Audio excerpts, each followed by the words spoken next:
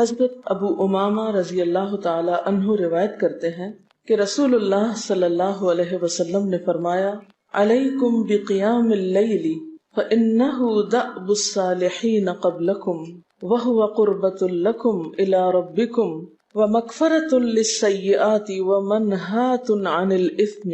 حضرت ابو امامہ رضی اللہ تعالی عنہ سے روایت ہے کہ رسول اللہ صلی اللہ علیہ وسلم نے فرمایا، تہجد ضرور پڑھا کرو کیونکہ وہ تم سے پہلے صالحین کی روش ہے۔ یعنی یہ نماز صرف امت مسلمہ کے لیے نہیں بلکہ ہم سے پہلے دیگر امتوں کے جو نیک لوگ گزرے ہیں ان کی روش بھی یہی ہے، اور تمہارے لیے اپنے رب کے قرب کا وسیلہ ہے۔ یعنی تہجد وسیلہ ہے کس کا؟ اللہ کا قرب حاصل کرنے کا، اور گناہوں کے مٹنے کا ذریعہ ہے، اور مزید گناہوں سے بچنے کا سبب ہے۔ یعنی پچھلے گناہوں کے صاف ہونے کا ذریعہ، نمبر 3 مزید گناہوں سے بچنے کی طاقت انسان کو نصیب ہوتی ہے اس کے ذریعے، یعنی گناہوں سے روک بنتا ہے۔ یہ روایت جو ہے ابن خزیمہ کی ہے۔ حضرت ابو ہریرہ رضی اللہ تعالی عنہ روایت کرتے ہیں کہ رسول اللہ صلی اللہ علیہ وسلم نے فرمایا، اس شخص پر اللہ کی رحمت ہو جو رات کو اٹھا، پھر نماز تہجد پڑھی، پھر اپنی بیوی کو جگایا، پھر اس نے نماز پڑھی، پھر اگر عورت غلبہ نیند کے باعث نہ جاگی تو اس کے منہ پہ پانی کے چھینٹے مارے، اور اس عورت پر بھی اللہ کی رحمت ہو جو رات کو اٹھی، نماز پڑھی، اپنے شوہر کو جگایا، پھر اس نے نماز پڑھی، پھر اگر شوہر نہ جاگا تو اس کے منہ پر پانی کے چھینٹے مارے۔ برابر کی بات ہے، دونوں کے لیے اجر بھی برابر کا ہے، اور دونوں کو حق بھی برابر کا ہے جگانے کا، اور دونوں کو پانی کا چھینٹا مارنے کا بھی حق ہے، اور اس میں کسی کی بھی بے عزتی کی بات نہیں۔ یعنی عورت اگر ایسا کرے اپنے شوہر کے ساتھ تو وہ اس کی طرف سے کوئی روڈنس نہیں ہوگی، کیونکہ عام طور پر جب کسی کو نیند کی حالت میں جگایا جاتا ہے اور خصوصاً اگر اس پہ پانی پھینک دیا جائے تو وہ کیا سمجھتا ہے کہ اس کی بہت بے عزتی ہو گئی یا اس کے ساتھ بہت برا کیا گیا، اور عموماً لوگ اس وقت بہت غصے کا مظاہرہ پھر کرتے ہیں کہ کیوں جگایا جا رہا ہے۔ حضرت ابو ہریرہ رضی اللہ تعالی عنہ کہتے ہیں کہ رسول اللہ صلی اللہ علیہ وسلم فرماتے تھے، فرض نماز کے بعد سب نمازوں سے افضل تہجد کی نماز ہے۔ یعنی فرائض بہرحال افضل ہے، اور نوافل میں سب سے افضل تہجد کی نماز۔ رسول اللہ صلی اللہ علیہ وسلم نے فرمایا، جب انسان سوتا ہے تو شیطان اس کے سر کی گدی پر 3 گریں لگاتا ہے اور کہتا ہے کہ رات بڑی لمبی ہے، اس کو تھپکی دیتا ہے اور کہتا ہے لمبی رات ہے، ابھی سوئے رہو، ابھی ٹائم ہے، ٹھہر کے اٹھنا، یعنی اس کو سلائے رکھتا ہے۔ اگر وہ بیدار ہو کر اللہ کا ذکر کرے، یعنی آنکھ کھلے اور اللہ کا ذکر کو شروع کر دے تو ایک گرہ کھل جاتی، شیطان کے پھندے سے انسان آزاد ہونے لگتا ہے۔ اگر وضو کرے تو دوسری گرہ کھل جاتی، اگر نماز پڑھے تو تیسری گرہ کھل جاتی، اور وہ شادمان اور پاک نفس ہو کر صبح کرتا ہے۔ یعنی جو شخص صبح نماز کے وقت پر، تہجد کے وقت، یا پھر کم از کم فجر کے وقت اٹھ جاتا ہے، اللہ کا ذکر کرتے ہوئے وضو کرے اور پھر نماز پڑھ لے، سورج نکلنے سے پہلے پہلے یہ کام کر لے، تو وہ ایک مطمئن شخص کی طرح اٹھتا ہے، ورنہ اس کی صبح خبیث اور سست نفس کے ساتھ ہوتی۔ عام طور پر ہم اطمینان کی تلاش میں رہتے ہیں، سکون کی تلاش میں رہتے ہیں، اور یہ سوچتے ہیں کہ ہمیں ڈپریشن ہے یا ہمارے اندر ایک غم ہے، تو ہم اس کے اسباب نہیں جانتے کہ سبب کیا ہے۔ ان کے اسباب میں سے ایک بڑا سبب شیطان کی گرفت میں ہونا ہے، اور شیطان اپنی گرفت ویسے تو دن کے وقت بھی انسان پر رکھتا ہے، لیکن خصوصاً رات کے وقت جب انسان سو جاتا ہے تو وہ نہیں چاہتا کہ سوتا ہوا اٹھے انسان، اور اگر انسان ہمت کر کے اٹھ جاتا ہے، ذکر کرتا ہے، وضو کرتا ہے اور نماز پڑھ لیتا ہے تو یہیں سے اطمینان قلب کا آغاز ہو جاتا ہے، اس کی تسلی ہو جاتی۔ رسول اللہ صلی اللہ علیہ وسلم نے فرمایا، اللہ تعالیٰ ہر رات آسمان دنیا پر نزول فرماتے ہیں، یعنی زمین سے سب سے قریبی آسمان پر۔ جب 1/3 رات باقی رہ جاتی ہے تو فرماتے ہیں، ہے کوئی جو مجھے پکارے؟ اس وقت اللہ تعالیٰ بندوں کو پکارتے ہیں، ہے کوئی جو مجھے پکارے میں اس کی دعا قبول کروں، ہے کوئی جو مجھ سے مانگے میں اس کو دوں، ہے کوئی جو مجھ سے بخشش طلب کرے تو میں اس کو بخش دوں۔ گویا یہ وقت دعا کی قبولیت کا وقت ہے، انسان جو مانگے اس کو ملتا ہے، اور خصوصی طور پر بخشش کے طلب کرنے کا وقت، جیسے قرآن پاک میں آتا ہے، وَبِالْأَسْحَارِ هُمْ يَسْتَغْفِرُونَ وَبِالْأَسْحَارِ هُمْ يَسْتَغْفِرُونَ، اور سحری کے وقت وہ استغفار کرتے ہیں۔ اب ہو سکتا ہے کہ آپ کہیں کہ نہیں، ہم نے تو زندگی میں کوئی خاص گناہ کیے ہی نہیں، اس لیے ہمیں تو بخشش کی ضرورت ہی نہیں۔ بخشش مانگے گناہگار لوگ، ہم تو نیک لوگ ہیں، نیک کام کرتے ہیں، دن رات قرآن پڑھتے پڑھاتے ہیں، اس لیے ہماری تو ضرورت نہیں۔ نبی صلی اللہ علیہ وسلم جن کے اگلے پچھلے سب قصور معاف کر دیے گئے تھے، وہ اتنا لمبا قیام کرتے تھے کہ ان کے قدم مبارک سوج جاتے تھے۔ حضرت مغیرہ فرماتے ہیں رسول اللہ صلی اللہ علیہ وسلم نے اتنا لمبا قیام کیا رات کو کہ آپ کے پاؤں سوج گئے۔ آپ سے سوال کیا گیا کہ آپ اتنی مشقت کیوں کرتے ہیں، اپنے آپ کو اتنا کیوں تھکاتے ہیں، حالانکہ آپ کے تو سارے گناہ معاف کر دیے گئے۔ آپ نے فرمایا کیا میں اللہ کا شکر گزار بندہ نہ بنوں؟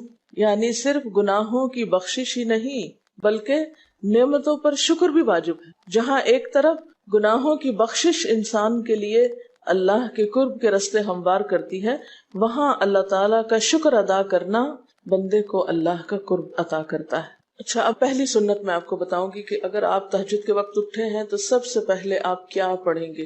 حضرت عائشہ رضی اللہ تعالیٰ عنہا فرماتی ہیں کہ رسول اللہ صلی اللہ علیہ وسلم جب رات کو تہجد کے لیے اٹھتے تو یہ پڑھتے 10 بار اللہ اکبر، 10 بار الحمدللہ، 10 بار سبحان اللہ و بحمدہ، 10 بار سبحان الملک القدوس، 10 بار استغفر اللہ، 10 بار لا الہ الا اللہ، اور پھر 10 بار اللہم اعوذ بک من ضیق الدنیا و ضیق یوم القیامہ، میں تیری پناہ میں آتا ہوں دنیا کی تنگی سے اور قیامت کے دن کی تنگی سے۔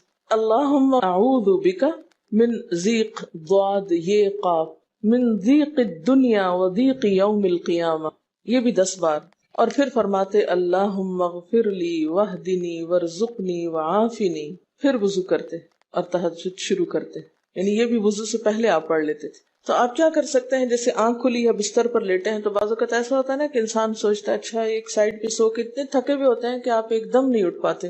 حالانکہ آپ صلی اللہ علیہ وسلم کے نیند سے بیدار ہونے کا طریقہ کیا تھا کہ جب آپ اٹھتے تھے تو یکدم اٹھتے تھے، سستی کے مارے نہیں کہ کبھی ایک طرف لیٹ گئے پھر دوسری طرف سو گئے پھر دائیں طرف پھر بائیں طرف، نہیں، جب جاگنے کا وقت ہوتا تھا تو آپ فوراً اٹھ جاتے تھے۔ لیکن بسا اوقات ایسا ہوتا ہے کہ انسان تھکا ہوا ہوتا ہے، سائڈ بدل کے دوسری طرف کو ذرا لیٹتا ہے، تو یہ لیٹے لیٹے بھی آپ اذکار پڑھ سکتے ہیں، ٹھیک ہے۔ اور یہ سب آپ کو آتے ہی ہوں گے سوائے ایک وہ ذکر کے اللہم اعوذ بک من ضیق الدنیا و ضیق یوم القیامہ، اور ترتیب آپ یاد کر لیں اپنے بیڈ سائڈ ٹیبل پہ یا بیڈ پہ یا کہیں بھی، یہ نوٹس کسی پین کے ساتھ لکھ کے لگا دیں، چپکا دیں، اور جب یاد ہو جائے تو پھر اتار دیں، جب عادت بن جائے تو ہٹا دیں وہاں سے، ٹھیک ہے نا۔ جتنے دن عادت نہیں بنتی اتنے دن اپنے یادداشت کے لیے رکھ لیں۔ اسی طرح نیند سے اٹھ کر لا الہ الا اللہ وحدہ لا شریک لہ لہ الملک ولہ الحمد وہو علی کل شیء قدیر الحمد للہ وسبحان اللہ واللہ اکبر ولا حول ولا قوۃ الا باللہ، یہ بھی پڑھ سکتے ہیں۔ اچھا، ضروری نہیں کہ سب کچھ ایک ہی دن میں پڑھ لیں، یہ بھی آپ کر سکتے ہیں کہ ایک دن میں ایک چیز پڑھ لیں، دوسرے دن دوسری پڑھ لیں، تیسرے دن تیسری پڑھ لیں، ٹھیک ہے نا۔ اور اگر ساری ایک دن بھی پڑھنا چاہیں، دیکھیں وقت کی بات ہے نا، ہو سکتا ہے اس وقت عمر کے اس حصے میں آپ پہ بہت ذمہ داریاں ہوں، آپ یہ سب کچھ نہ پڑھ سکتے ہوں، لیکن زندگی کا ایک ایسا وقت بھی آتا ہے جب انسان بوڑھا ہو جاتا ہے، جب اس کے اوپر باقی ذمہ داریاں کم ہو جاتی ہیں، پھر نیند بھی کم ہو جاتی ہے، پھر زیادہ عبادت کا موقع ملتا ہے۔ تو ایسے میں جب انسان کے پاس عبادت کے لیے وقت اور موقع زیادہ ہو تو پھر یہ ساری چیزیں بھی پڑھ لیں، ٹھیک ہے نا۔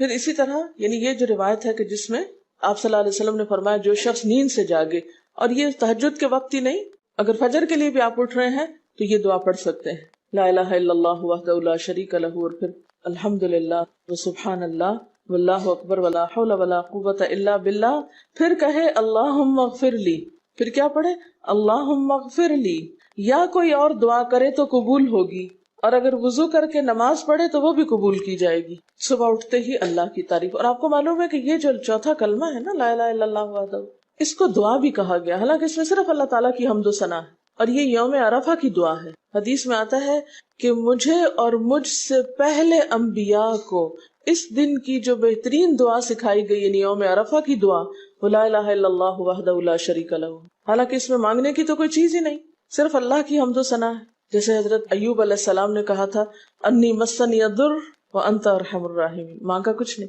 انت ارحم الراحمین، انت ارحم الراحمین۔ اللہ تعالیٰ کی تعریف کر کے اللہ تعالیٰ کے نام کے ساتھ اس کو اگر انسان پکار لیتا ہے تو یہ بھی اس کے لیے بہت کافی۔ ایک اور روایت میں آتا ہے رسول اللہ صلی اللہ علیہ وسلم جب تہجد کے لیے اٹھتے یعنی آپ ایک مرتبہ اٹھے، یعنی جو صحابی روایت کرتے ہیں، تو آپ نے بیٹھنے کے بعد آسمان کی طرف نظر کر کے سورۃ آل عمران کی آخری 11 آیات 190 سے لے کر 200 تک 11 آیتیں یہ پڑھی، ان فی خلق السماوات سے لے کر بالکل آخر تک.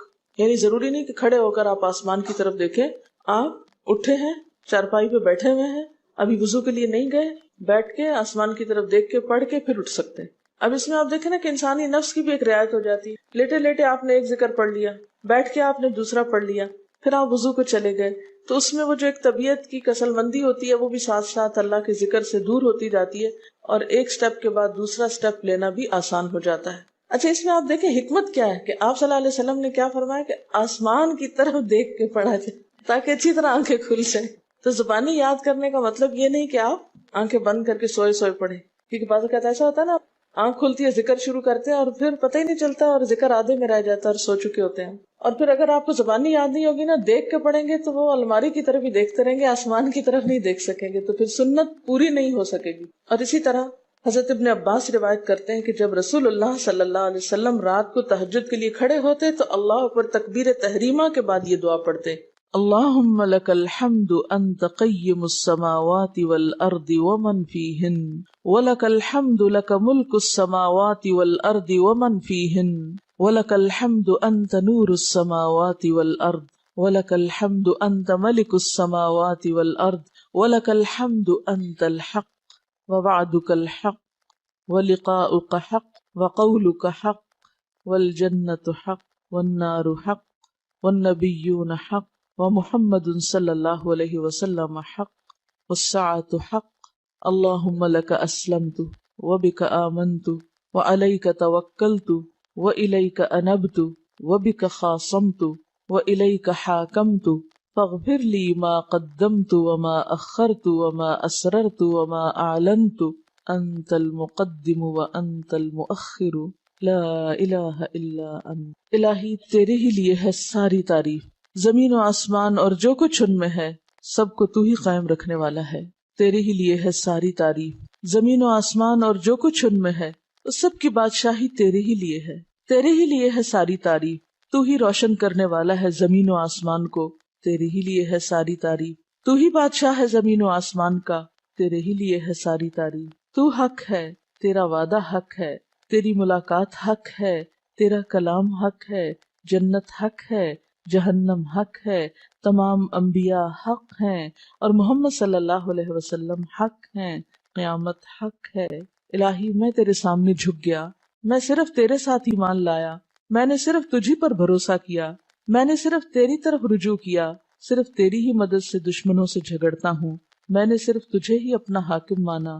سو تو میرے اگلے پچھلے اور ظاہر و پوشیدہ اور جنہیں تو مجھ سے زیادہ جانتا ہے سارے کے سارے گناہ معاف کر دے. تو ہی آگے کرنے والا ہے، تو ہی پیچھے ڈالنے والا ہے، تیرے سوا کوئی سچا معبود نہیں ہے. یہ جو دعا استفتاح ہے تہجد کے وقت کی، یہ باہر نہیں نماز کے اندر پڑھنے کی دعا ہے. ہم دعا مانگتے ہیں اللہم اجعلنی لک ذکارا لک شکارا. ان دعاؤں کے پڑھے بغیر ذکار کیسے بن سکتے ہیں؟ ذکار کا صیغہ تو فعال کے اوپر ہے نا، بہت زیادہ ذکر کرنے والا.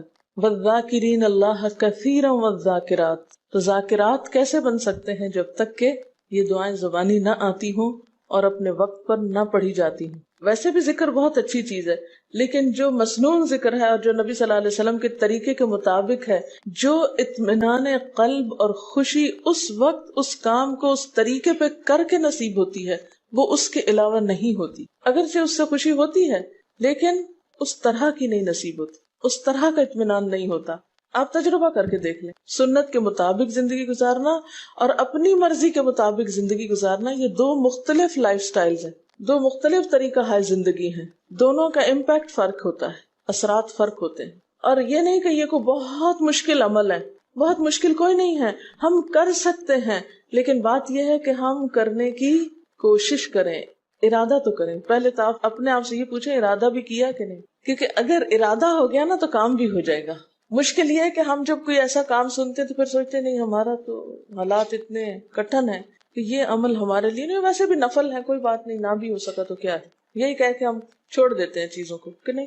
لیکن میں سمجھتی ہوں کہ جو عمر آپ بچیوں کی خاص طور پر اس وقت اس عمر کو غنیمت سمجھے اور اس میں آپ نے جو کچھ اب یاد کر لیا، عادت ڈال لی، وہ اگلی زندگی میں شدید مصروفیت کے باوجود بالکل عادت ثانیہ ہو جائے گی، ایک روٹین ہو جائے گی اور آپ کو مشکل نہیں ہوگی. لیکن اگر اب نہیں عادتیں ڈالی، کل کو یا نئے سرے سے عادت ڈالنا بہت مشکل ہوگا. سنت مشکل نہیں ہے، صرف یہ ہے کہ ارادے، نیت اور پھر کوشش کی ضرورت. کر لیں گے تو ہو بھی جائے گا، آخر کرنے والے کرتے ہیں. لیکن جب ہم پہلے ہی سے سوچ لیتے نہیں بڑا مشکل، وہ تو اللہ والے کرتے ہیں اور وہ تو نیک لوگوں کا کام ہے، ہم تو نہ اللہ والے ہیں اور نہ ہی نیک ہیں، تو کیوں نہیں ہے، ہو جائے.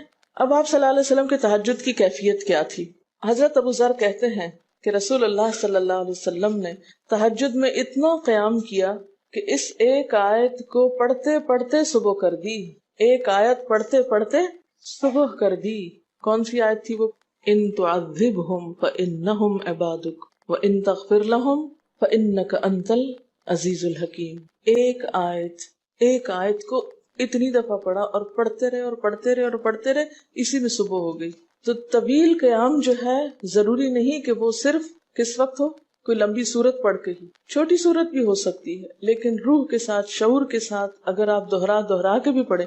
مثال کے طور پہ آپ نے کوئی سورت یاد کر لی ہے اور آپ پڑھنے کھڑے ہوئے ہیں اور آپ کو صحیح طرح آتی نہیں ہے، یا آتی ہے تو اتنی تیز نہیں آتی، بہت رٹی ہوئی نہیں ہے، تو کوئی بات نہیں، ایک آیت کو 2 دفعہ 3 دفعہ بھی آپ اس کو پڑھ سکتے ہیں اور اس طرح بھی پڑھ کے لمبا کر سکتے ہیں. یعنی طویل قیام صرف زیادہ قرات سے ہی نہیں، مختلف طریقوں سے ہو سکتا ہے. یہ آیت ہے سورۃ المائدہ کی 118 نمبر آیت ہے. اگر تو انہیں عذاب دے تو وہ تیرے بندے ہیں، اور اگر تو انہیں معاف کر دے تو یقیناً تو غالب اور حکمت والا ہے. حضرت حذیفہ رضی اللہ تعالی عنہ نے نبی صلی اللہ علیہ وسلم کو تہجد پڑھتے دیکھا.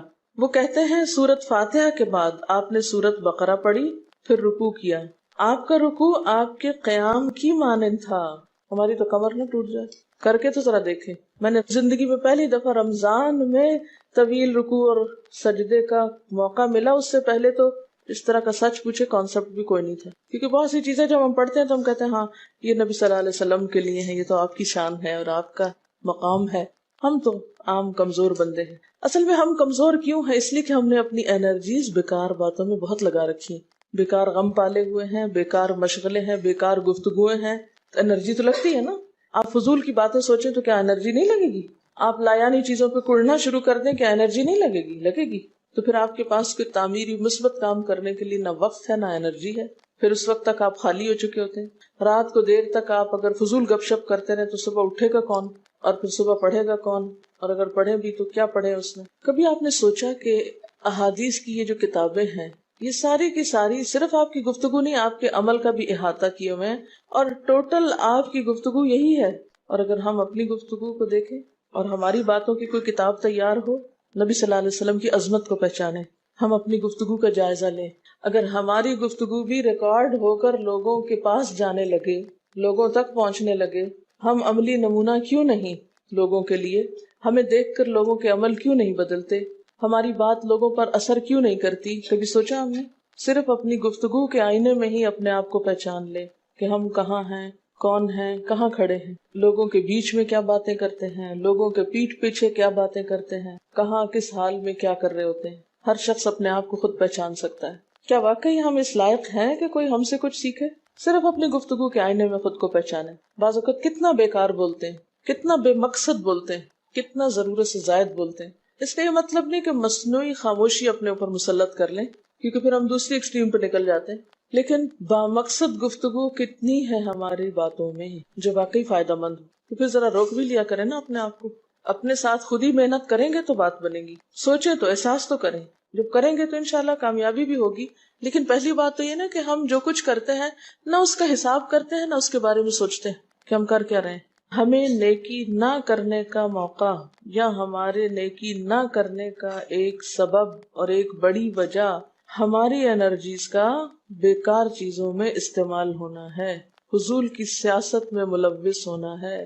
اپنی ذمہ داریوں کا ہمیں ہوش نہیں ہوتا، دوسروں کے کاموں میں مداخلت خوب سوچتی ہے. خود کیا کر رہے ہیں اس کا کچھ پتہ نہیں، دوسرے کیا کر رہے ہیں اس سے بہت دلچسپی، یا کیا نہیں کر رہے. بہت سے لوگ، بہت سی خواتین کمر درد کی شکایت کرتے ہیں، اور اس کی ایک بڑی وجہ نمبر 1 رکوع کا صحیح پوزیشن پہ نہ ہونا ہے، اور نمبر 2 اس پوزیشن پہ کوئی ایکسرسائز نہیں ہماری ہوتی. یہ بتا رہی ہے کہ کسی کی کمر میں درد تھا اور ٹھیک نہیں ہوتا تھا کسی چیز سے، تو ڈاکٹر نے ان کو یہ مشورہ کیا کہ طویل رکوع اور طویل سجدے کریں، بیسٹ ایکسرسائز ہے، کر کے تو دیکھیں۔ اور اس میں آپ دیکھیے کہ صحیح پوزیشن پہ لائیں، بالکل اسٹریٹ رکھیں گردن اور کمر کو، پیٹھ اور گردن ایک لائن میں آنی چاہیے۔ بہت سے لوگ یوں ٹیڑھی کرتے ہیں، یوں کر کے بس کرتے ہیں، یہ غلط پوزیشن ہے، اس سے تو اور بیمار ہو سکتے ہیں۔ کئی لوگ سر پھینک دیتے ہیں نیچے کو، یہ بھی غلط پوزیشن ہے، اس سے بھی کام خراب ہوتا ہے۔ اگر آپ صحیح پوزیشن پہ رکوع لمبا کریں تو یقینی طور پہ کمر درد کا علاج ہے۔ تو پٹھے مضبوط ہوتے ہیں نا کمر کے، آپ اس کو روک کے رکھے ہوتے ہیں ایک سیدھی لائن میں۔ 2 فیٹ کے درمیان کا فاصلہ بھی بہت معتدل رکھیں، نہ تو بہت قریب رکھیں اور نہ بہت کھلا رکھیں، بالکل معتدل، جس میں آپ آرام سے سکون سے کھڑے ہو سکیں اور آپ کا بیلنس قائم رہے۔ بیلنس کو قائم کرنا بے حد ضروری، ٹھیک ہے۔ حضرت حذیفہ نے نبی صلی اللہ علیہ وسلم کو تہجد پڑھتے دیکھا، وہ کہتے ہیں کہ سورۃ فاتحہ کے بعد آپ نے سورۃ بقرہ پڑھی، پھر رکوع کیا، آپ کا رکوع آپ کے قیام کی مانند تھا، یعنی جتنا لمبا قیام تھا اسی طرح رکوع تھا، پھر آپ نے رکوع سے سر اٹھایا اور کھڑے ہو گئے، اور آپ کا قوما یعنی رکوع کے بعد اٹھنے کا وقت بھی کافی طویل تھا۔ ہم تو بعض اوقات اٹھ کے کھڑے نہیں ہوتے کہ نیچے چلے جاتے ہیں، تو وہ بھی طویل تھا۔ صرف 2 رکعتیں بھی آپ ایسی پڑھ لینا کافی، اگر عام دنوں میں نہ پڑھی جائے تو ویکینڈ پہ پڑھ لیں۔ ہمارا تو ویکینڈ پہ لمبا سونے کا پروگرام ہوتا ہے نا، تو چلے دوبارہ سو جائیں، لیکن ہفتے میں 1 دفعہ کر لیں، اگر روز نہیں بھی کر سکتے 2 دفعہ کر لیں، ٹوائس اے ویک کر لیں۔ پھر آپ کا سجدہ آپ کے قومے کی مانند تھا، یعنی جتنا آپ کھڑے ہوئے تھے اتنا آپ پھر سجدہ کیا۔ آپ دونوں سجدوں کے درمیان اپنے سجدے کی مانند بیٹھے تھے، یعنی 2 سجدوں کے بیچ میں بھی آپ اتنی دیر بیٹھے جتنی دیر آپ نے سجدہ کیا تھا۔ پس آپ نے 4 رکعتوں میں سورۃ بقرہ، آل عمران، نساء اور المائدہ پڑھی۔ ہمیں اگر خود نہیں بھی آتی اور کوئی پڑھانے والا اتنی لمبی ایک دفعہ بھی تراویح کوئی پڑھا دے یا کوئی نفل پڑھا دے تو ہم دوسری دفعہ اس کے پاس نہ پڑھیں۔ تقریباً 7.25 پارے بنتے ہیں، جس کو ایک منزل کہا جاتا ہے۔ ایک دن کے تہجد میں آپ نے اتنا پڑھا، اور یہ تو قرآن کی قرات تھی، لیکن بیچ کے وقفوں میں تسبیحات اور اللہ کی تعریف اور حمد و ثنا اور ذکر، یہ آپ پر بس تھا۔ یہ وہی کر سکتا ہے جس کو واقعی اللہ سے حقیقی محبت ہو، صرف دعوے کی حد تک نہیں۔ میں کہتی ہوں چلے روزانہ نہ صحیح، ہفتے میں 1 بار، ہفتے میں نہیں، مہینے میں 1 بار، مہینے میں نہیں تو سال میں، رمضان میں، کسی موقع پر کچھ تو اللہ سے تعلق آئے، کچھ تو قرب پائے۔ ہر شخص کے بس میں نہیں کہ ہر روز ایسی عبادت کرے، کیونکہ اللہ کے رسول صلی اللہ علیہ وسلم کا بہرحال مقام کچھ اور تھا، لیکن کچھ شوق، کچھ حسرت، کچھ تو دل میں ہونا ہی چاہیے، کوئی نیت، کوئی ارادہ، کوئی عزم، اور پھر اس کے لیے کوشش۔ تو وقت بچے گا کچھ آپ کے پاس فالتو باتوں کے لیے، فضول چیزوں کے لیے، کچھ سوچنے کے لیے، ٹینشن کے لیے بچے گا کچھ؟ سب کچھ بھاگ جائے گا، کچھ بھی نہیں بچے گا، کیونکہ ان عبادی لیس لک علیہم سلطان، میرے بندے ان پہ اے شیطان تیرا کوئی زور نہیں چلتا، بس چلتا ہی نہیں ان پہ تیرا، سارا زور ہی ان پہ چلتا ہے جو فالتو ہوتے ہیں۔ فالتو ذہن جو ہوتا ہے وہ شیطان کا گھر ہوتا ہے۔ حضرت حذیفہ بیان کرتے ہیں کہ میں ایک رات آپ صلی اللہ علیہ وسلم کے ساتھ نفلی نماز میں شریک ہو گیا، آپ نے سورۃ بقرہ شروع کر دی، میں نے سوچا کہ آپ 100 آیات پڑھ کر رکوع میں چلے جائیں گے، مگر آپ پڑھتے گئے۔ میں نے خیال کیا کہ سورۃ بقرہ کو 2 رکعتوں میں پڑھیں گے، لیکن آپ پڑھتے رہے۔ آپ نے سورۃ بقرہ ختم کر کے سورۃ نساء شروع کر دی، پھر ختم کر کے آل عمران پڑھنی شروع کر دی، اس کو بھی ختم کر دیا۔ آپ نہایت آہستگی سے پڑھتے جاتے تھے، جب ایسی آیت تلاوت کرتے جس میں سبحان اللہ کہنے کا حکم ہوتا ہے، جیسے سبح بحمد رب جیسے مثال کے طور پر، تو سبحان اللہ کہتے، اگر کچھ مانگنے کا ذکر ہوتا تو سوال کرتے، اگر پناہ مانگنے کا ذکر ہوتا تو اعوذ باللہ پڑھتے۔ اس حدیث سے یہ بھی پتہ چلتا ہے کہ سورتوں کی ترتیب ضروری نہیں، کیونکہ آپ نے پہلے النساء پڑھی پھر آل عمران پڑھی۔ یہ جو ہر وقت لوگ پیچھا کیے رکھتے ہیں نا، بعض اوقات تو بہت ضد کرتے ہیں کہ آپ نے پہلی رکعت میں یہ پڑھائی تھی تو دوسری میں یہ کیوں پڑھا دی۔ یہ تو سنت میں ملتا ہے کہ پہلی رکعت طویل ہے دوسری کے مقابلے میں، لیکن یہ لازم نہیں کہ جو پہلی میں پڑھے اس کے بعد آگے والی صورتوں میں سے پڑھے، پیچھے والی بھی سے نہیں پڑھ سکتے۔ رسول اللہ صلی اللہ علیہ وسلم نے عبداللہ بن عمرو سے کہا، مجھے بتلایا گیا ہے کہ تم ساری رات نفل پڑھتے اور دن کو روزہ رکھتے ہو، اگر تم ایسا کرو گے تو تمہاری آنکھ کمزور اور طبیعت سست ہو جائے گی، یعنی ہر روز روزہ اور ہر رات جگراتا تمہاری جان اور تمہارے بال بچوں کا بھی تم پر حق ہے، اس لیے روزہ رکھو اور افطار بھی کرو اور رات کو قیام کرو اور سو بھی۔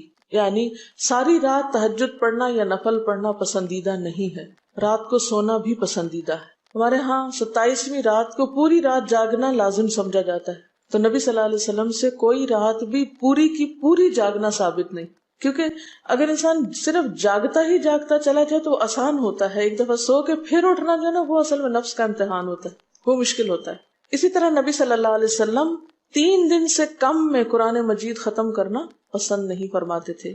آپ نے حضرت عبداللہ بن عمرو سے فرمایا کہ 1 ماہ میں پورا کر لو۔ انہوں نے عرض کی میں اس سے زیادہ تلاوت کی طاقت رکھتا ہوں، تو فرمایا 20 دن میں کر لو۔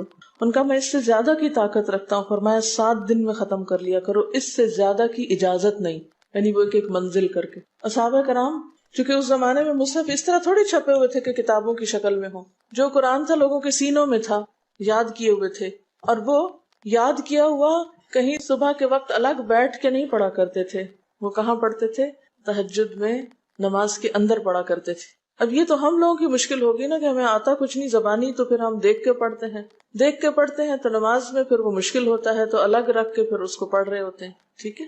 لیکن زیادہ بہترین پڑھنا نماز کے اندر کا پڑھنا ہے، اگرچہ دیکھ کے پڑھنے کی اس میں بھی اجازت ہے، لیکن ان کی چونکہ شدید حرص تھی حضرت عبداللہ بن عمرو کی، تو آپ نے ان کو 3 دن کی پھر اجازت دے دی تھی، اور آپ نے فرمایا کہ اس شخص کو قرآن کی کچھ سمجھ نہیں ہو سکتی جو 3 سے بھی کم دن میں قرآن پڑھے۔ نبی صلی اللہ علیہ وسلم نے فرمایا جو شخص رات کے نوافل میں 200 آیات تلاوت کرتا ہے وہ اطاعت گزار مخلص لوگوں میں شمار ہوتا ہے۔ انہ من عبادنا المخلصین، وہ آتا ہے نا قرآن پاک میں انبیاء کی صفت میں سے۔ تو جو شخص رات کو نماز میں یعنی نفل میں 200 آیات تک تلاوت کرتا ہے وہ اطاعت گزار مخلص بندوں میں شمار ہوتا ہے۔ اور سنن دارمی میں واضح طور پر آتا ہے کہ نبی صلی اللہ علیہ وسلم ساری رات نوافل نہیں پڑھا کرتے تھے،